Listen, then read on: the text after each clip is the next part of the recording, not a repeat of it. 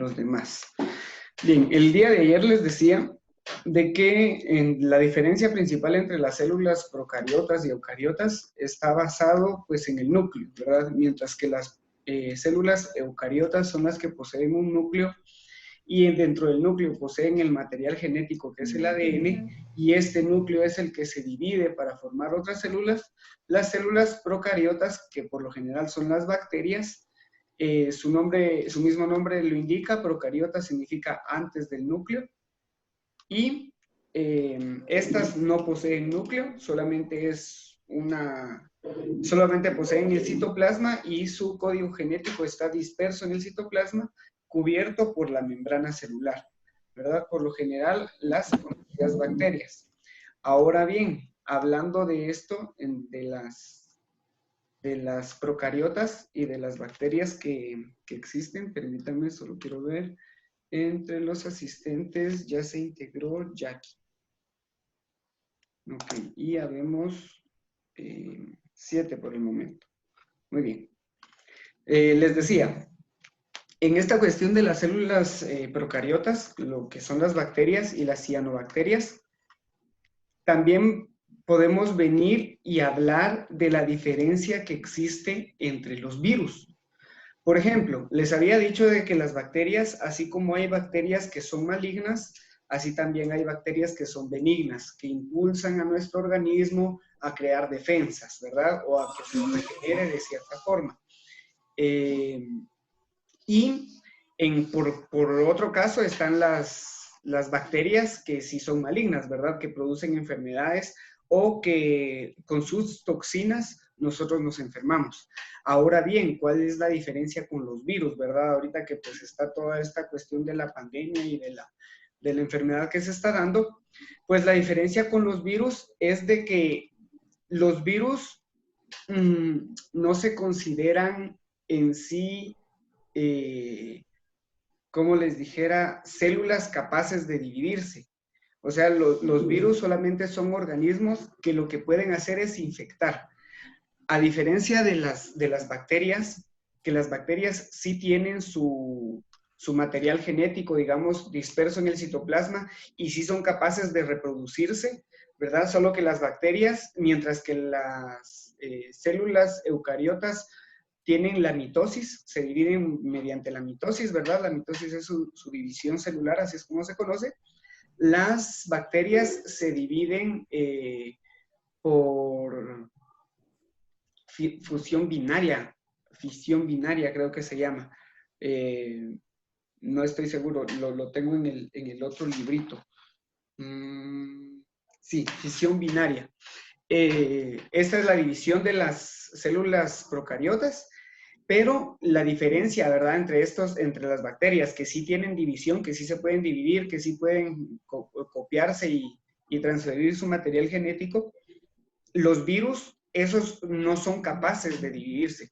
Los virus no son organismos que puedan generar una división o que tengan mitosis, por así decirlo, sino que los virus lo único que hacen son organismos con material genético, ¿verdad? Tienen su propio ADN, los virus tienen su propio ADN, y lo que hacen es de que cuando se instalan en un cuerpo, ¿verdad? O en un organismo superior del cual se van a alimentar, lo que hacen es de que contaminan a las células, ¿verdad? Entonces, si estas células son células que se reproducen o son células que crecen y que mediante la mitosis crean más células, entonces ya son células que, aparte de copiar el ADN propio de las células, copian también el ADN del virus, ¿verdad? O sea, el virus viene, se incrusta con una célula que logra incrustarse, entonces ya su material genético pasa a ser parte de la célula, y esta célula, cuando se empiece a reproducir o cuando interactúe con otras, entonces va a ir transmitiendo el material genético que ya posee del virus, ¿verdad? Y así es como los virus pues se propagan y se distribuyen, pero no poseen división, ¿verdad? Y no son considerados, pues, organismos en sí, ¿va? Por eso es de que dicen de que los virus son invisibles, porque que no los podemos ver y demás, ¿va? Pero son los estudios, pues, ya microscópicos que se les pueden hacer a los organismos en sí, pero estos no son capaces de dividirse, ¿verdad? A diferencia de las bacterias, que las bacterias sí son, pues, las células procariotas, que sí se dividen y copian su material genético. Los virus, pues, son otra cosa completamente distinta, ¿va? Por eso era que mucha gente estaba en contra de lo del gel antibacterial, porque decía de que usar mucho gel antibacterial era, pues, para eliminar bacterias, no para eliminar virus, que eran cosas completamente diferentes y, pues, analizándolo tiene cierta lógica. En realidad es antibacterial, no es antiviral. Deberíamos de utilizar ciertos productos antivirales, ¿verdad? Que combatan específicamente los virus. Hay ciertos aerosoles o ciertos ambientales que son antivirales, antibacterianos y antivirales, ¿va? Cumplen las dos funciones. Entonces, son temas que parecieran similares, pero tienen un concepto bastante, pues, diferente, ¿verdad? Dependiendo de lo que se esté analizando, dependiendo de lo que se esté estudiando. Bien, dejando ya por un lado lo de las células, lo de las bacterias y lo de los virus, entonces ya entramos a ver las células de los organismos vivos y hablamos de la célula vegetal y de la célula animal, ¿verdad?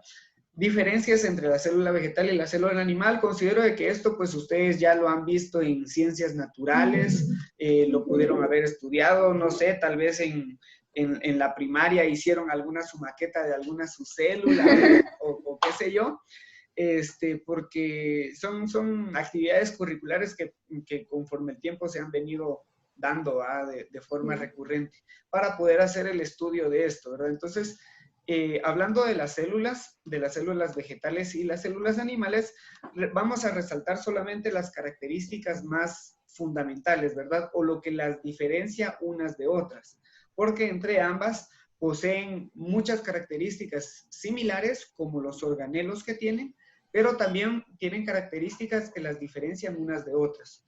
Por ejemplo, en la célula vegetal se encuentra una pared celular.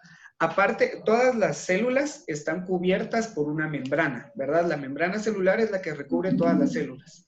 Y aparte de la membrana celular, las células vegetales tienen pared celular, que ya esta ya es como una capa rígida, ¿verdad? Es como decir de que, por ejemplo, en nosotros, ¿verdad? Si hablamos de nosotros, podríamos decir de hablar de la dermis y de la epidermis, ¿verdad? Que son capas de la piel. Entonces, en este caso, la membrana celular de la célula vegetal es una y su pared celular es otra, ¿verdad? Que ya se identifica como una capa rígida que se localiza en todo el exterior de la membrana, ¿va? Justamente ahí lo indica, de que en el exterior de la membrana es donde se encuentra la pared. Y esto solo pertenece a la célula vegetal, ¿verdad? No pertenece a la célula animal.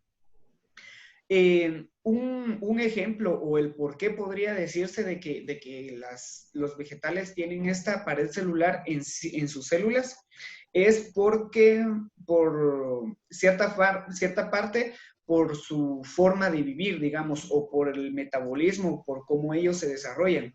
Porque por lo general los vegetales y las plantas tienen raíces y las raíces se incrustan en la tierra y deben de ir buscando su propio camino incrustado en la tierra, ¿verdad? Buscando en la tierra. Entonces, las células como que deben de tener un recubrimiento extra para poder hacer las perforaciones que deben hacer dentro de la tierra, por así decirlo. Mientras que en los animales pues crecemos en el exterior, ¿verdad? Al aire libre y no tenemos pues esa interacción directa con el suelo, entonces nuestras células ya son más... como les dijera, flexibles, por así decirlo, que solamente poseen la membrana plasmática y no una pared pues ya más rígida, ¿verdad? En cuestión de células. Ya pues posterior a ello y dependiendo las características de los animales, por ejemplo, si somos personas o si son otro tipo de seres, ¿verdad? Como por ejemplo animales que tienen la piel muy rígida, hablando de rinocerontes y elefantes, pues ahí ya depende de la contextura de sus células, ¿verdad? De la capacidad que tengan. Pero a pesar de eso, pues siguen siendo células con solamente membrana plasmática, a diferencia de las células vegetales que sí tienen pared celular, ¿verdad? Dependiendo sus funciones. Hablando de eso, de las vegetales, también poseen vacuolas, pero son vacuolas centrales. Las vacuolas son como que espacios donde ellas almacenan agua. Las plantas, a diferencia de nosotros, ¿verdad? Que nosotros si tenemos sed venimos y tomamos agua, las plantas no pueden tomar agua, sino que las plantas reciben el agua de la atmósfera, del aire o de la lluvia, ¿verdad? Que cae sobre ellas.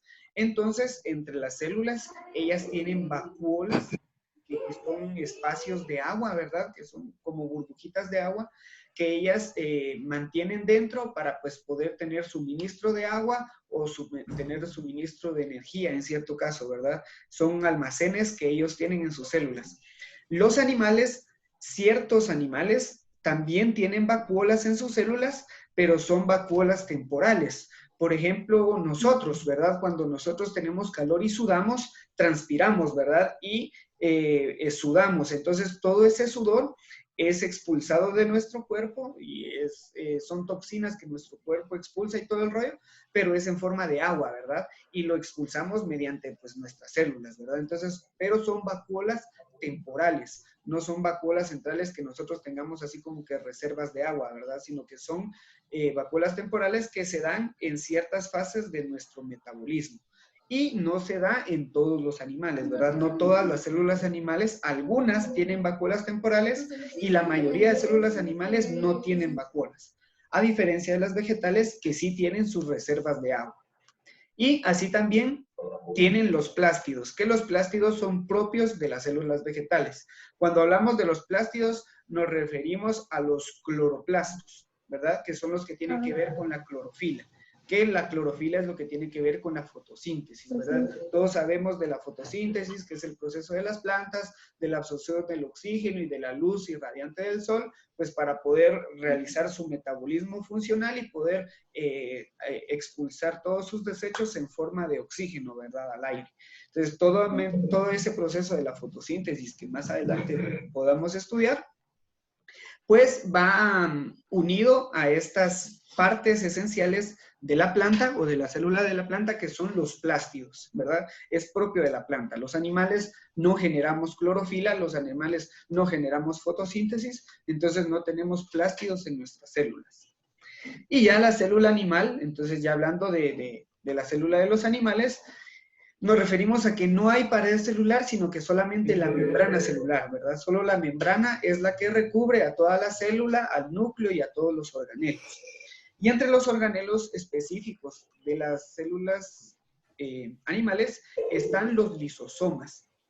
Y los lisosomas son encargados de la digestión celular, ¿verdad?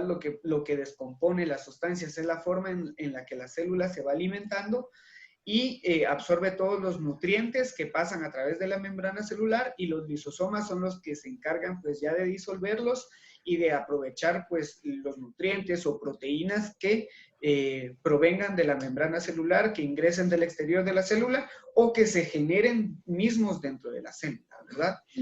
La célula animal también posee centriolos.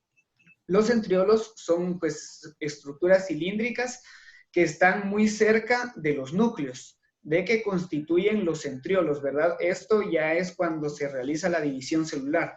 Cuando se realiza la división celular y existe la mitosis, en la célula animal se dan a conocer los centriolos, que son parte del núcleo, que se encuentra muy cerca del núcleo, que son los que se empiezan a dividir, que empiezan a copiar el material genético para uno y otro, y al final se dividen en células similares, ¿verdad? Esto lo poseen las células animales, perdón.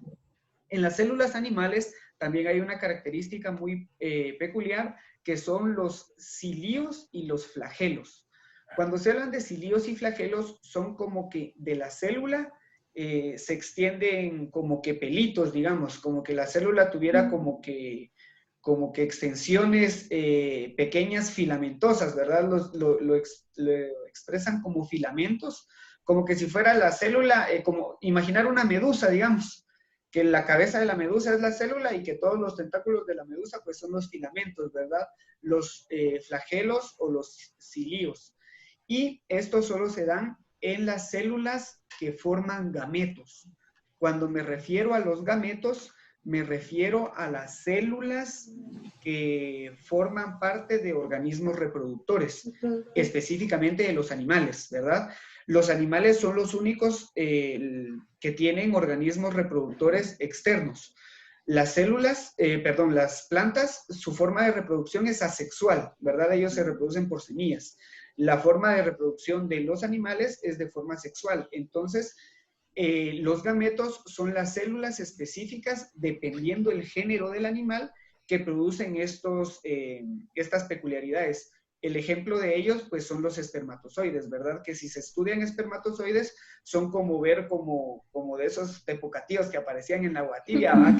Que son pequeños circulitos con una colita extensa que les ayuda, pues, para nadar o desenvolverse en las áreas donde se tengan que hospedar, ¿va? Etcétera.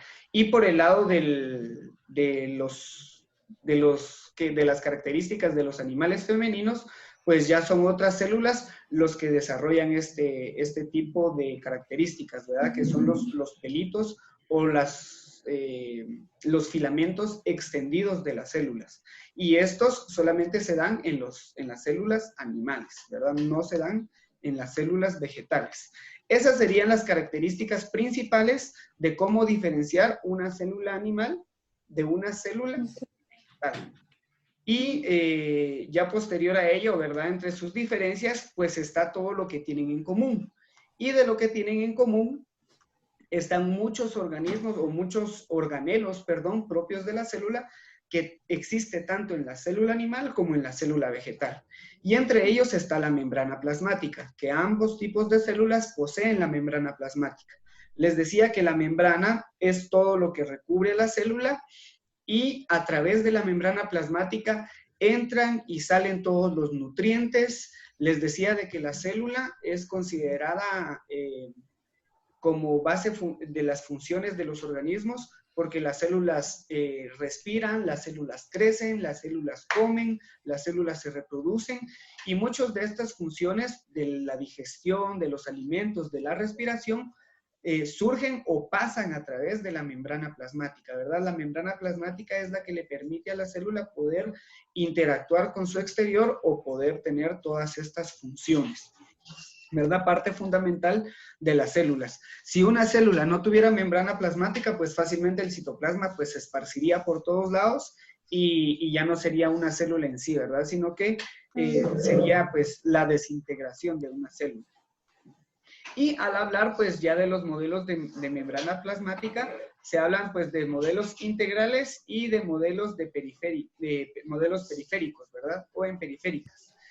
Y lo principal de la membrana plasmática, aquí tenemos un mosaico, es de que la membrana está integrada por fosfolípidos. Si nosotros recordamos de lo que habíamos hablado de los lípidos, ¿sí? de qué eran los lípidos, recordamos de que los lípidos son las grasas, y cuando hablamos, correcto, las grasas, y cuando hablamos de que la membrana plasmática está construida por fosfolípidos, quiere decir de que son pequeñas moléculas incrustadas en la membrana que forman proteínas o que forman sustancias similares a las grasas o que son grasas benignas, ¿verdad? Sabemos de que hay grasas malignas y que hay grasas benignas. Entonces, todas estas grasas formadas en la membrana celular son eficientes o son sustanciales para la actividad propia de la membrana, para poder respirar, para poder pasar alimentos de un lado al otro o para poder interactuar con su entorno. Todas estas grasas les son esenciales y estas grasas se encuentran ya sea en la parte exterior, digamos, de la membrana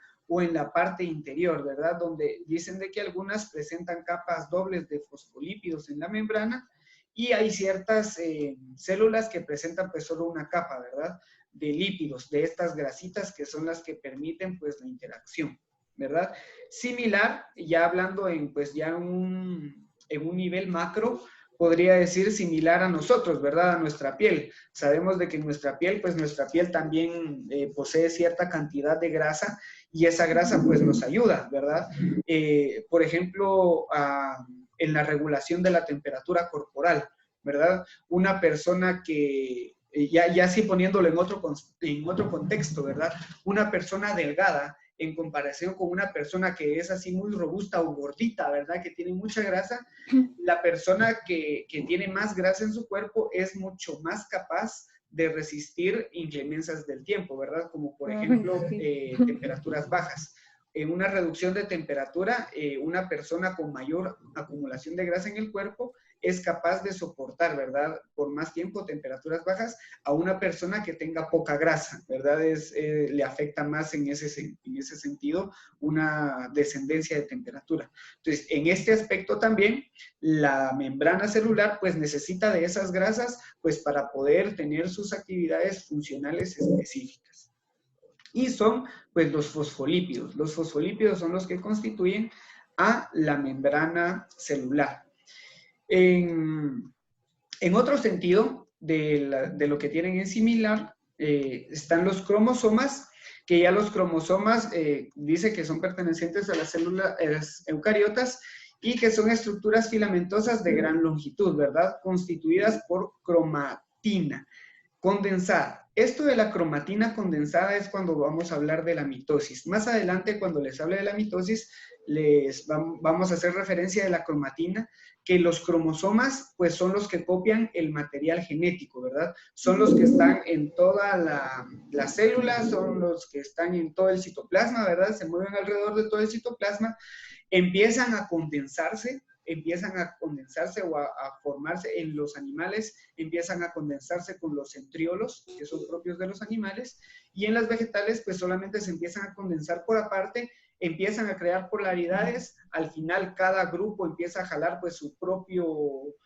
propios, que digamos, organelos, o empiezan a generar sus propios organelos, al punto de pues ya crear la división, ¿verdad? Se crea primero la división dentro del núcleo, porque es la división primera del material genético, y ahí ya se va dividiendo dentro de las células los demás organelos, hasta formar pues ya las dos células. Y los cromosomas, al llegar a condensarse en esta cromatina que se llama, es cuando ya está la célula a punto de hacer la mitosis, ¿verdad? Ya cuando los cromosomas están condensados, es cuando está a punto de hacer la mitosis o está a punto de hacer la división celular. El protoplasma es en sí el citoplasma, ¿verdad? Y el citoplasma es toda el agua en donde están contenidos los organelos, ¿verdad? Nosotros somos organismos donde nuestro mayor porcentaje del cuerpo está hecho a base de agua, no porque podamos ver el agua en nuestras células, sino porque las células en sí, su mayor parte es agua, que es el citoplasma, ¿verdad? O el protoplasma de la célula. El citoesqueleto ya es toda la composición interna, ¿verdad? Ya es cómo están organizados los organelos, cómo están unidos, cuáles son los que se encuentran en el centro, cuáles son los que se encuentran en el exterior, etcétera, ¿verdad? Todo dentro del citoplasma. Citoesqueleto, pues su mismo nombre lo dice, ¿verdad? Es el esqueleto del citoplasma. El núcleo, pues ya sabemos que es donde se encuentran los ácidos ribonucleicos y desoxirribonucleicos, y es la parte principal, pues, de la división, ¿verdad? De ejecutar la mitosis en las células eucariotas, ¿verdad? Eucariotas, no procariotas. Y ya cuando hablamos de los otros organelos, por ejemplo, el retículo endoplasmático, el aparato de Golgi y las mitocondrias, ya nos referimos a las funciones que tiene la célula. Por ejemplo, el retículo endoplasmático es el que se encarga, pues, de sintetizar proteínas, ¿verdad? El rugoso sintetiza proteínas y el liso sintetiza lípidos, ¿verdad? Están las proteínas que sirven de alimentos y los lípidos, que son las grasitas que sirven para todas las actividades propias de la célula y de la membrana. Entonces, en el retículo endoplasmático, en el rugoso son proteínas y en el liso son lípidos. El aparato de Golgi es el que se encarga pues ya de empaquetarlos, ¿verdad? Del retículo endoplasmático salen las proteínas o salen los lípidos, y el aparato de Golgi es como que el que les pone la marca registrada, y bueno, vos vas destinado a hacer para el músculo, vos vas destinado a hacer para la sangre, vos vas destinado a hacer para la función que se le ocurra a las células, ¿verdad? Así como pues en la película de Harry Potter, donde le ponían el sombrero y decía vos para allá y vos para allá y vos para allá. Ese es el aparato de Golgi, el que empaqueta todos los lípidos y proteínas, los sintetiza y ya les da un nombre específico y una actividad específica. Y las mitocondrias pues son las encargadas de la respiración.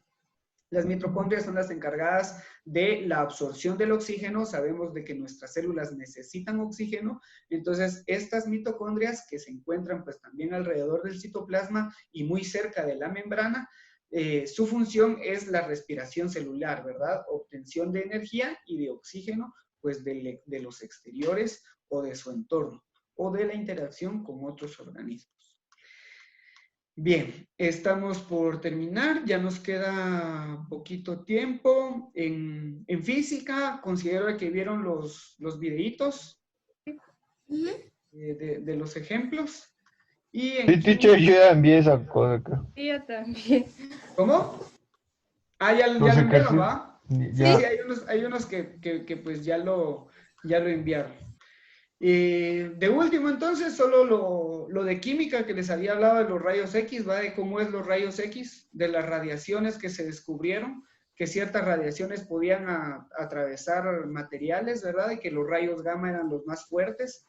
Los rayos gamma son los que sirven, pues, ya les decía, como las quimioterapias, ¿verdad? El tratamiento de células cancerígenas, porque esos rayos son tan fuertes que llegan a desintegrar esas células, ¿verdad? Entonces, todos esos tumores que crecen como células cancerígenas, que son células que se van multiplicando y dividiendo, pues los rayos gamma, que son las quimioterapias, sirven para ir contrarrestando ese proceso, ¿verdad?, de crecimiento. Y así también en medicina están los rayos X, y este es el experimentito de cómo ellos fueron determinando la consistencia, pues, de los átomos, ¿verdad?, en sí. Esto es una pequeña representación del modelo que hicieron este señorcito Rutherford, que fue el que estableció, pues, un modelo atómico, y de ciertos errorcitos que presentaba, ¿verdad? Pero ya tenemos conocimiento de los primeros 3 modelos, ¿verdad? Del modelo de Dalton, que era pues, solo una esfera como un átomo, que el átomo, perdón, era solo una esfera, del modelo de Thomson, donde ya vino y dijo de que habían protones y de que habían electrones esparcidos, y ya del modelo de Rutherford, donde dice de que, pues, que se condensa todo en un núcleo, lo positivo y lo negativo pues está alrededor, ¿verdad? Esas eran las formas en las que ellos pues describían el átomo.